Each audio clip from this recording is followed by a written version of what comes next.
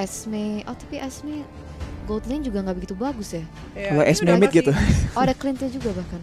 Iya, ini kayak yang bakal ngambil Yusong kemungkinan besar justru dari Equity. Tapi kayak menurut aku nggak worth it ngambil Karel karena belum nggak ada target yang backlane. Iya, yang benar-benar bisa diincar cuman Clint gitu loh so far. Memang dia kalau ngomongin laningan sama seorang Esme, memang masih bisa apa ya, masih ada chance untuk masih 50-50 lah untuk menangin landing phase-nya gitu loh. Mungkin Ruby kalau memang mereka butuh hero setup, karena Ruby ditambah Lolita ditambah Yves itu adalah combo yang sangat kalau boleh aku jujur najis. Sisinya kuat banget ya soalnya ya sampai najis. Parah sih. Tapi di sini Equity40 dia melengkapkan ban and pick phase-nya dengan ban ke arah Sun-nya. Jadi Sun-nya di respect oleh Equity40, dia nggak mau jatuh ke tangannya Hans pada Geek Fam Junior, dan sekarang memasuki ke second phase. Sudah ada Kagura yang juga di-secure sebagai mid laner position yang mereka tadi lacking sebelumnya. Tapi yes, Ruby tuh. Iya, karena itu bakal jadi combo yang sangat-sangat membuat aku bencinya sebenci-bencinya sih sebenarnya sejujurnya. Terus kalau mereka pengen juga, mereka bisa ngambil ke arah Roger, tapi mereka harus bisa main early. Kalau nggak main early, mereka bakal sulit banget. Itu kalau memang mereka pengen gerakin ya dari Equity40 99. Tapi kalau memang mereka pengen juga, mungkin kalau agak gak pede dengan adanya seorang Roger, mereka bisa coba untuk ngambil mungkin ke arah seorang Link untuk team fight hero. Kalau gak Link, mungkin mereka bisa coba ke arah fighter yang lebih sustain. Saatnya berburu. Harley kalau mau main pick up juga boleh. Karena mereka udah punya sisi yang besar. Bayangan tanpa jejak. Same konsep lah. Ya, same konsep ya. Masih dengan konsep yang sama, Equity40 dia melengkapi positioning di mereka, komposisi mereka dengan adanya Hayabusa dan juga Ruby pick. Dan untuk Geek Fam Junior, untuk pick yang terakhir, yang kira-kira ini masih sosok junglernya ya. Jadi Hayabusa sudah dipakai, ISS sudah di-ban. Apakah mereka memerlukan sesosok jungler yang lebih sustain mungkin untuk bisa nge-alleviate pressure yang of course bisa diberikan oleh Hayabusa di early game-nya? Aku lebih ngincer yang bisa ngunci ke arah backline. Aku tidak Tinjunya yang bakal masuk ke dalam jungle. Waduh. Ya itu Agak tadi aku plot bilang twist gitu loh. Akankah salah satu ini bakal masuk ke dalam jungle gitu? Karena konsepnya kali ini kan kalau masih paling possible adalah masuk ke dalam roamer gitu loh. Yang tadi kita pikir-pikirnya adalah masuk ke dalam roamer, tapi everything can happen. Bahkan Esmeralda juga menurut aku masih bisa masuk ke dalam jungle antara dua hero ini. Karena di dua hero ini masih sangat-sangat tebal. Dan ketika Assassin ketemu hero tebal, susah. Nah, match-up-nya nggak mendukung sih. Ya. So bakal menarik banget, dan kita akan segera masuk ke dalam Land of Dawn untuk melihat keseruannya seperti apa antara teman-teman dari Equity40 99 melawan Geek Fam Junior. Jadi jangan lupa untuk berikan dukungan kalian di comment section dengan hashtag dari tim yang kalian favoritkan. Dan Land of Dawn, here we go. Kita berangkat ke sana. Masih ditemenin sama Vela Eternal dan juga Arashi. dari seorang Arashi kali ini untuk melihat match ke-11 kita dari Dunia Games waktu Indonesia bermain. Dan kita bentar lagi sih akan berangkat ke Land of Dawn. Tapi untuk saat Belum ini waktunya dari ternyata. sisi komposisi, berarti menurut Civella lebih kuat Geek Fam?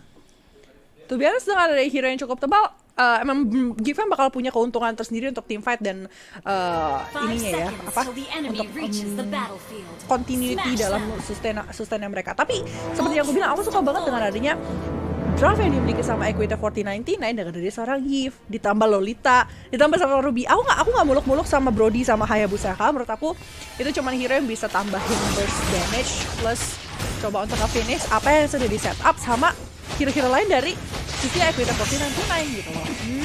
Oke, menarik. Tapi sekarang kalau kita langsung terjun ke Land of Dawn, kita bisa melihat kalau seorang Blue-nya dan bersama Matilda mereka rusuh banget. Mereka malah nge-cutting minion dari atas loh. Wow. Jadi ini gimana nih maksudnya? Ini menarik banget ya. Ini Goldman-nya gak ada yang ngisi sama sekali ya. Mereka lagi coba untuk X-Billion gak ada yang ngisi sama sekali, tapi Lizard kali ini bakal coba untuk itu terlebih dahulu. Masih berhasil dipukul mundur, tapi Endar. Ini kenapa mereka gak ada karena X-Billion? Apakah mereka memberi lebih banyak space untuk Esmeralda-nya supaya Bisa dia jadi malah sih. ngejungling? Tapi kita tahu ya, Posisinya ngapain tuh Esmeralda-nya? Esmeralda kan jungle memang. Tapi maksud aku kalau misalnya gak ada yang jagain XP lane-nya, itu bakal sulit banget karena Esmeralda gak akan bisa balik ke lane. Kalau sekarang jungle masuk ke lane dapatnya cuma 9 gold, 6 gold, 8 gold yang menurut aku gak akan worth it sama sekali. Wait, gue baru connect. Ini Esmeralda jungler ya? Iya. Bukan Glue jungler. Iya. Makanya gue bingung kenapa dia posisinya di situ. Ternyata Esmeraldanya yang menjadi jungler. Oke. Ya. Menarik di sini, dan kita bisa melihat juga Clint di bagian bawah dia terkena dalam posisi yang harus berhati-hati karena sudah ada pergerakan dan rotasi dari seorang Lolitanya juga, tapi mengetahui hal ini Betelnya juga langsung rotate ke area bawah. Adanya Manskui bisa masih support temennya seorang Clint di gold lane. Yang nggak disangka sih sebenarnya Esmeralda sekarang kita lihat ya, dia pun bukan hero yang tanda kutip meta, sebenarnya clearing di jungle-nya juga cepat banget loh, karena dia emang bisa dengan damage yang Arya bisa clear 2 camp bersamaan. Jadi sekarang dia ada keunggulan sedikit, dan tambah lagi seperti kita bilang nih, fighter atau tank melawan seorang assassin sebenarnya jadi lebih santai loh. Tapi sekarang langsung ada big play, first blood diamankan oleh Equity 4099. Iya, tapi Turtle juga kali ini bakal coba untuk didapatkan oleh seorang Hayabusa. Tapi di sisi depan, seperti yang dilakukan sama seorang Dark. Tapi ada flicker karena turret kali ini, Ndar langsung kabur begitu saja. Terkena satu pukulan manja dari seorang Lolita, dan Lolita dia sudah dapetin ke arah seorang Glue kali ini. Sebenarnya setup yang masih agak menguntungkan untuk teman-teman dari Equity 4099 karena mereka dapetin ke arah Turtle, mereka masih bisa dapetin juga dalam pergerakan juga mereka cukup cepat kali ini, walaupun sebenarnya ada seorang Matilda dan juga Kalista dari Itu yang menarik. Mereka sebenarnya udah punya formasi yang bisa agresif di early game, tapi kalau kita lihat dari segi gameplaynya itu sebenarnya mereka kalah tempo, di mana mereka harus kehilangan 2 member bahkan di bawah menit yang kedua. Dan sekarang kita juga bisa di sini Hayabusa dia berusaha untuk nge-harass teman-teman dari Geekfam Junior juga, tapi di bawah. Oh no, what happened? Seorang Clint ter-take down dengan begitu saja, dengan begitu gampangnya ke tangan Equity 40. Iya, 3 poin berarti sudah dikumpulkan oleh Equity 4099. Movement mereka artinya bagus banget. Lolitanya lihat betapa defensif yang dilakukan sama seorang Lolita. Shieldnya sih yang sekarang menyebalkan. Kita tahu ya kalau shield dari seorang Lolita itu reflect damage yang sudah dikasih ke arah Lolita sendiri. Jadi kalau bisa dilemparkan, kita menerima ganjaran apa yang telah kita lakukan, itu bakal ngasih burst damage yang cukup besar juga dari seorang Lolita sendiri. Tapi kita lihat di area bawah kali ini, untungnya seorang Clint tipikal hero yang nggak clear wave masih cukup cepat juga. Dan di atas kali ini kita lihat dengan adanya reward manipulation dari seorang Yves sendiri mencoba untuk memukul mundur seorang Ndah, tapi Ndahnya udah yang kayak ya udah mau kemana gitu kan, kabur aja gitu. Yep, mereka tuh kayaknya udah tahu banget mereka masih mau agresif. Jadi tadi udah kita lihat Brody-nya udah di shutdown, sekarang mereka langsung ke arah Glue-nya dan akhirnya di take down oleh Hayabusa. Tapi Polistar di area bawah. Valentine di area bawah dan langsung menemukan seorang Lolita, dan ternyata Lolita di-punish lagi ya. Jadi ada pergerakan revenge mungkin dari teman-teman Geekfam Junior, di mana Clint bisa berhasil mendapatkan Lolita sebagai poin kill mereka. Tapi on the flip side kita lihat di bagian atas, kalau misalnya teman-teman dari Equity 40 dia mampu mendapatkan objektif yaitu pada turret bagian atas, dan sekarang mereka mulai rotasi ke objektif selanjutnya yaitu Turtle. Iya, tentu menguntungkan ya kalau kayak gini ya Rashi ya. Mereka tukar 1 poin, tapi mereka dapetin gold shield turret, mereka dapetin turret juga kayak gini. Teman-teman dari Equity 40 berhasil mendapatkan keuntungan kalau gitu. Nah sekarang mereka juga ngamarin lagi Turtle sekali lagi. Jadi dari Equity 40 sih mereka mendapatkan keunggulan yang mereka mau, tapi pertanyaannya sebenarnya kan Geekfam nih kita lihat udah ambil Esme di jungle biar bisa tanda kutip match-up-nya tuh lebih bagus melawan Hayabusa kan. Tapi sekarang ya di posisi yang agak susah, harus terpaksa main buat lead game, jadi mereka harus bisa mungkin trading. Tapi kalau Equity 40 ini bermain dengan pinter, mereka pasti bakal bisa ngebaca pergerakan Geekfam dan justru bakal di-shut lebih parah lagi nih. Jadi ini soal mereka bisa saling prediksi loh. Apakah Geekfam bisa prediksi Equity 40 itu mau kemana, terus mereka bisa cari daerah mana yang lebih aman loh buat mereka coba trading. Iya, karena kalau kita ngomongin seorang Esmeralda, memang ya kalau kita ngomongin pick point-nya mungkin nggak secepat dari seorang Hayabusa yang sebenarnya dapat level 4 aja langsung bisa melakukan banyak hal. Terlihat sebelah sana seorang part memory bakal dikeluarkan kali ini.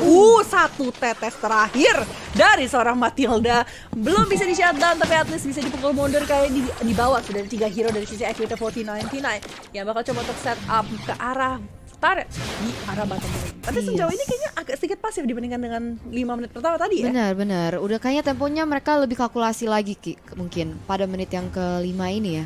Jadi kita akan melihat apa yang akan terjadi karena sudah ada rotasi di area mid side. Ada Hayabusa yang berusaha untuk ngezoning seorang Kagura dari minion wave-nya dia sendiri. Tapi dari match yang sebelumnya juga Geekfam berarti mereka suka game oh but wait a minute, Valentine terhadap seorang Hayabusa masih bisa menggunakan quad shadow-nya untuk kabur untuk saat ini, dan ternyata tidak jadi untuk the take down. Iya, Iya, nggak berhasil di take down, tapi Nomen 16 dibuka hanya untuk mendapatkan permainan objektif secara turretnya saja. Lepas karena depan kali Space dilakukan juga sama seorang dan pada kali ini opportunity sakit. Dan seorang Kazura berhasil sebagai 2 poin kill sekaligus. Karena seorang Lolita juga kali ini. Tapi di sisi top lane kita melupakan adanya tier 2 turret yang langsung diinisiasi oleh Equita 4099. Tapi di atas Umbrella karena depan, Wizard masih mencoba untuk bertahan kali ini. Menerima damage yang cukup banyak tapi tidak peduli karena turret lagi-lagi bisa didapatkan dari top lane. Kalau mereka tukarkan pun turret pertama dan juga turret kedua lebih Masih untung untung. teman-teman dari Equita 40. Benar banget. Mereka apa ya? Mereka terlalu komit mungkin mencari kompensasi, mencari pick up, tapi instead mereka kehilangan satu objektif yang begitu integral yaitu the second turret ya. Jadi akan sangat integral untuk Gifam untuk memikirkan gimana caranya mereka bisa rotasi dengan lebih efisien lagi. Dan sekarang objektif selanjutnya yaitu Turtle sudah bangun juga dan mungkin akan terjadi team fight yang besar juga karena kita bisa melihat juga pada mapping sudah ada setup menuju ke situ.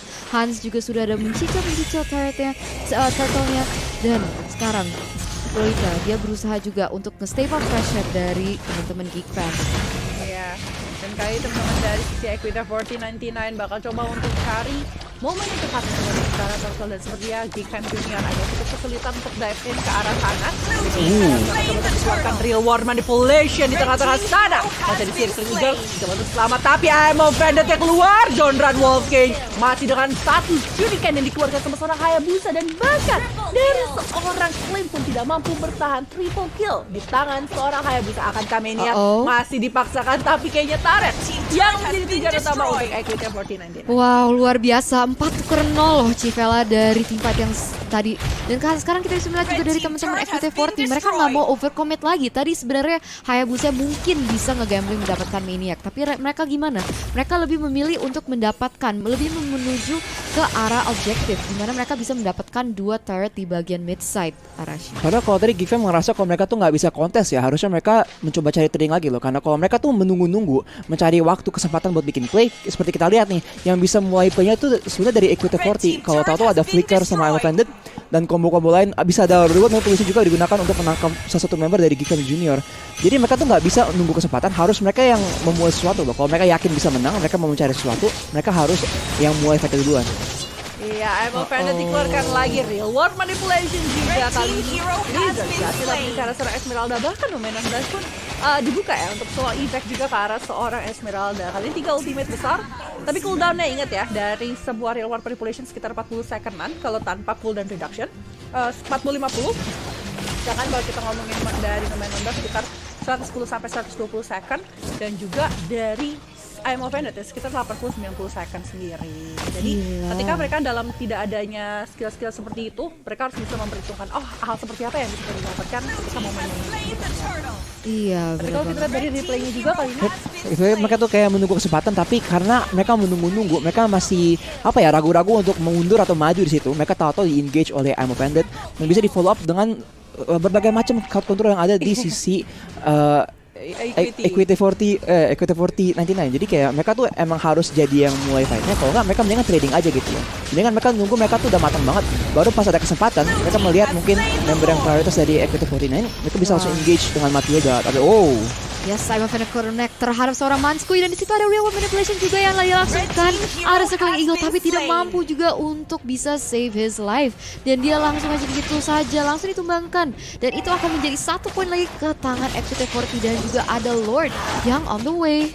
iya, Lordnya sudah bergerak ke arah tengah kali dari Geek Fam Junior, dan dari jungle-nya pun tidak dibiarkan lepas sama sekali oleh Equity 4099. Geek Fam Junior benar-benar kocar kacir dan gerakan dan juga drafting yang dimiliki sama Equity 4099. Dikeluarkan semua skill benar-benar komit untuk mendapatkan seorang Brody. Memang itu ada sedikit movement yang kurang wise kalau menurut aku dari seorang Brody, tapi Nomen 16 yang ditambah membuka dengan Flicker. Masih ada Amo Bandit dan 1 kali void blast kali ini benar-benar sakit banget. Karena teman-teman dari Geek Fam Junior saat itu kan untuk satu dari Swiftness pas kali dikeluarkan, tapi dulu tidak bisa menculik siapapun dari teman-teman Equity 4099, dan bahkan Lord kali ini masih merajalela di dalam line up dan real world manipulation, mencoba untuk memanipulasi teman-teman dari Geek Fam Junior yang harus kehilangan nyawa satu persatu, bahkan polling Star Moon dikeluarkan oleh seorang Hans, tapi tidak mampu untuk menahan seorang Yves. Dan lihat kali ini Lord yang masih berjaya dan mencoba untuk dapetin karena base-nya benar-benar terekspos. Masih bisa terclear dari Lordnya, tapi Darmo lari kemana? Amo Bandits juga godlike bahkan